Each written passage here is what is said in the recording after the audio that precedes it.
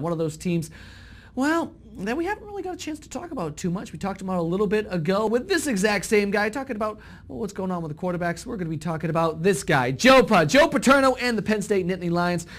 And to do that, we have welcome onto the show. We have got Kevin McGuireo, who we got right now as far as the running backs go.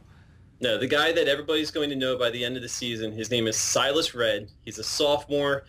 A lot of excitement about him, a lot of optimism about him going forward. A lot of fans that are following Penn State a lot closer than people around the country are obviously excited about him because he reminds a lot of people of some of the great running backs from Penn State's past.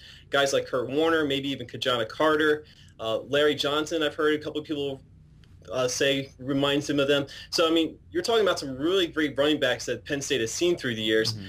Obviously, it's a high expectation for him, but I think it's very much justified at this point. Let's talk about that quarterback situation. Mm-hmm. Who is it? Who is it? McGuireo, Bolden, which one are we going with? Who's it going to be? Because in all honesty, the guy that's starting day one doesn't necessarily end up starting day three. So, I mean, things can change. It seems like a drop of a dime with this team. Yeah, I've said all along, I think the guy that gives Penn State the best chance to win this season is Rob Bolden. And I think for the long-term success for Penn State in 2012, maybe even 2013, giving Bolden that playing time now is going to just benefit them down the road. So I for many reasons, think that Bolden should be the guy.